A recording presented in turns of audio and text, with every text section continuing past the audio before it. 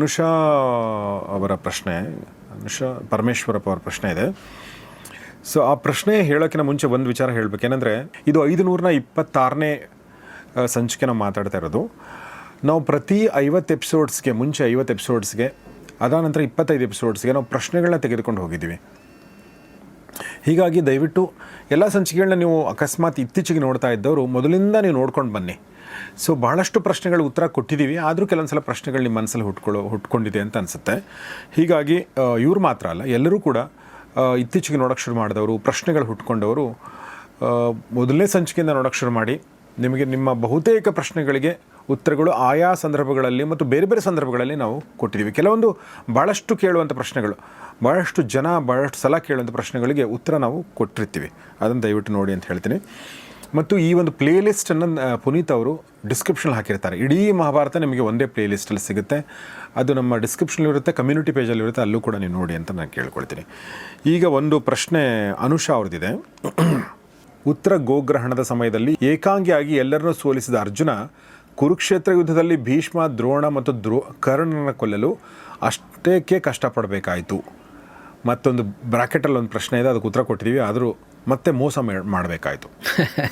ಈ ಮೋಸ ಮಾಡಿಲ್ಲ ಅಥವಾ ಮೋಸ ಆಗಿಲ್ಲ ಅನ್ನೋದನ್ನು ಉತ್ತರ ಆಲ್ರೆಡಿ ಇದೆ. ಕರ್ಣನ ಸಾವಿನ ಸಂಚಿಕೆನ ದಯವಿಟ್ಟು ನೋಡಿ ಅಂತ ಕೇಳ್ತೀನಿ. ಬಟ್ ಮೊದಲನೇ ಪ್ರಶ್ನೆಗೆ ಉತ್ತರ ಗೋಗ್ರಹಣದಲ್ಲಿ ಆದಂಥದ್ದು ಇಲ್ಲಿ ಯಾಕೆ ಆಗಲಿಲ್ಲ ಅನ್ನೋದು. ಅದೇ ಮೋಸ ಅಂತ ಅಂದಾಗ ಮೋಸ ಅಂದರೆ ಏನು, ಸತ್ಯ ಅಂದರೆ ಏನು, ಸುಳ್ಳು ಅಂತ ಅಂದರೆ ಏನು ಅನ್ನೋದರ ಚರ್ಚೆ ನಡೆದಿದೆ. ಬಲಾಕ ಮತ್ತು ಕೌಶಿಕ ಬ್ರಾಹ್ಮಣನ ಕಥೆಯನ್ನು ಕೃಷ್ಣನೇ ಹೇಳೋದರ ಮೂಲಕ ಸುಳ್ಳು ಅಂದರೆ ಅದೇ ಮೋಸ ಅಲ್ವಾ, ಅದನ್ನು ವಿಮರ್ಶೆಗಳನ್ನೆಲ್ಲ ಕೊಟ್ಟಿದ್ದಾನೆ. ಹಾಗಾಗಿ ಅಲ್ಲಿ ಅದು ಉತ್ತರ ಸಿಗತ್ತೆ. ಮತ್ತು ಇತ್ತೀಚೆಗೆ ಆಮೇಲೂ ಉತ್ತರ ಕೊಟ್ಟಿದೆ. ಭೀಷ್ಮನ ಹೊತ್ತಿನಲ್ಲಿ, ಕರ್ಣನ ಸಾವಿನ ಹೊತ್ತಿನಲ್ಲಿ ಅಲ್ಲೆಲ್ಲೂ ಮೋಸ ಇನ್ನೊಂದು ಏನೂ ನಡೆದೇ ಇಲ್ಲ ಅಂತ. ದ್ರೋಣರ ವಿಷಯದಲ್ಲಿ ಅಲ್ಲಿ ಸುಳ್ಳು ನಡೆದಿದೆ ಅಂತ. ಮತ್ತು ಇನ್ನೊಂದು ಅವರ ಪ್ರಶ್ನೆ, ಅರ್ಜುನ ಯಾಕೆ ಕಷ್ಟಪಡಬೇಕು ಅಂತ. ಅರ್ಜುನ ಯಾಕೆ ಇವ್ರನ್ನ ಕೊಲ್ಲಲು, ಒಂದು ಭೀಷ್ಮನ ಕೊಲ್ಲೋದಕ್ಕೆ ಅರ್ಜುನ ಹೋಗಲೇ ಇಲ್ಲ, ಒತ್ತಾಯ ಮಾಡಿ ಇವ್ರು ಕರ್ಕೊಂಡು ಹೋಗಿದ್ರು ಅನ್ನೋದು. ದ್ರೋಣರ ವಿಷಯದಲ್ಲಿ ಯಾವತ್ತೂ ಅರ್ಜುನ ಅವನು ಬಾಣ ಎತ್ತೋಕ್ಕೆ ಸಿದ್ಧನಿಲ್ಲ, ದ್ರೋಣರನ್ನು ಅವನು ಎದುರಿಸಿಯೇ ಇಲ್ಲ ಅರ್ಜುನ. ಹಾಗಾಗಿ ಅರ್ಜುನನ ಪ್ರಶ್ನೆಯೇ ಇಲ್ವಲ್ಲ. ದ್ರೋಣನ ಸಾಯಿಸಿದ ಮೇಲೆ ಅರ್ಜುನ ಕೋಪಾವಿಷ್ಟನಾಗಿ ತಮ್ಮವರ ವಿರುದ್ಧನೇ ಜಗಳ ಮಾಡ್ತಾನೆ, ಯುಧಿಷ್ಠಿರನ ವಿರುದ್ಧನೇ ಗಲಾಟೆ ಮಾಡ್ತಾನೆ, ಅವನು ಕೃಷ್ಣನಿಗೂ ಬೈದಂತೆ ಬೈತಾನೆ ಅನ್ನೋ ಥರನೇ ಇದೆ. ಆಮೇಲೆ ಕರ್ಣನ ವಿಷಯದಲ್ಲಿ ಹಾಗೆ ನಡೆದಿಲ್ಲ ಅಂತ ತೋರಿಸಿದೆ. ಆದರೆ ಅವರ ಪ್ರಶ್ನೆಯ ಆಶಯ ಏನು ಅಂದರೆ, ಉತ್ತರ ಗೋಗ್ರಹಣದಲ್ಲಿ ಒಬ್ಬನೇ ಎಲ್ಲರನ್ನು ಸೋಲಿಸಿದಾಗ ಇಲ್ಲಿ ಇಷ್ಟಾದರೂ ಕಷ್ಟ ಯಾಕೆ ಪಡಬೇಕಾಯಿತು ಅನ್ನೋದನ್ನು ನಾವು ತೊಗೋಬೇಕು ಪ್ರಶ್ನೆನ. ಯಾಕೆಂದರೆ ಇಲ್ಲಿ ಸುಲಭ ಆಗಿಲ್ಲ. ಭೀಷ್ಮನ ಎದುರು ಶಿಖಂಡಿ ನಿಲ್ಲಿಸ್ಬೇಕಾಯ್ತು, ದ್ರೋಣರಿಗೆ ಒಂದು ಸುಳ್ಳು ಹುಟ್ಕೋಬೇಕಾಯ್ತು, ಕರ್ಣನಿಗೆ ಅಂತ ಅಂದಾಗ ಕರ್ಣನ ಶಾಪಗಳು ಅಲ್ಲಿ ಬಂದು ಕೆಲಸ ಮಾಡಬೇಕಾಯ್ತು ಅಂತ ಇದೆಯಲ್ಲ. ಅದಕ್ಕೆ ಹಿಂದೊಂದು ಸಲ ಮಾತಾಡಿದ್ದು, ಯಾರು ವೀರರು ಯಾರು ಶೂರರು ಅನ್ನೋ ಅಷ್ಟರ ಮೇಲೆ ಪ್ರತಿ ಯುದ್ಧವು ನಿರ್ಣಯ ಆಗೋಲ್ಲ ಅಂತ. ಸೋಲು ಗೆಲುವು ನಮ್ಮ ಸಾಮರ್ಥ್ಯವನ್ನೇ ಅವಲಂಬಿಸಿಕೊಂಡಿಲ್ಲ ಯಾವುದೇ ಕ್ಷೇತ್ರದಲ್ಲಿ, ಯುದ್ಧ ಇರಲಿ ಮತ್ತೊಂದಿರಲಿ. ಹಾಗೆಯೇ ಆಗಿದ್ದರೆ ಉಕ್ರೇನ್ ಅಂತ ಸಣ್ಣ ದೇಶವನ್ನು ಬಗ್ಗುಬಡ್ದು ಬಿಡ್ತೀನಿ ಅಂದ್ಕೊಂಡ ರಷ್ಯಾ ಯಾವತ್ತೋ ಬಗ್ಗುಬಡಿಬೇಕಾಗಿತ್ತು, ಆಗಿಲ್ಲ. ಚೀನಾದಂಥ ಚೀನಾಕ್ಕೂ ಕೂಡ ತನ್ನ ಅಕ್ಕಪಕ್ಕದಲ್ಲಿರೋ ಯಾವುದೋ ಸಣ್ಣ ದೇಶಗಳನ್ನು ಸೋಲ್ಸೋಕ್ಕಾಗದೇ ಇರೋ ಕಥೆ ಇದೆ. ಅಮೇರಿಕಕ್ಕೂ ಅಂಥದ್ದನ್ನು ಮಾಡೋಕ್ಕಾಗದೇ ಇರೋ ಕಥೆಗಳಿವೆ, ವಿಯೆಟ್ನಾಂ ಸಂಬಂಧಪಟ್ಟಂತೆ.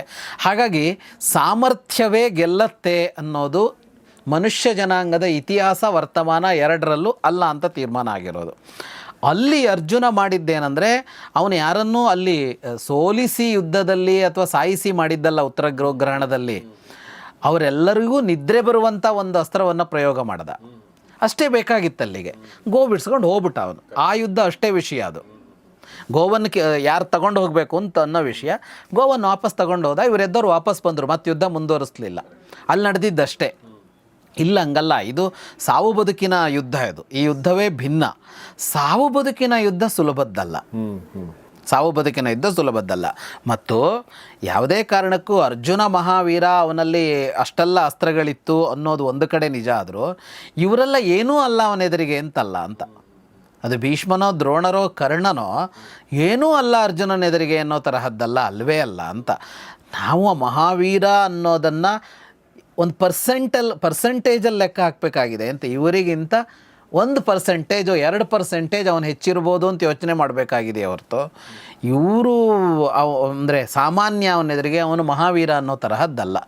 ಮತ್ತು ಯುದ್ಧ ಅನ್ನೋದು ಎಂಥ ವೀರ ಇದ್ದರೂ ಅದು ಯಾವತ್ತೂ 50-50. ಎಸ್, ಯಾಕಂದರೆ ಸಮಯ ಸಂದರ್ಭಗಳು ಬೇರೆ ಬೇರೆ ಟೈಮಲ್ಲಿ ಬೇರೆ ಬೇರೆ ಥರ ಇರುತ್ತೆ.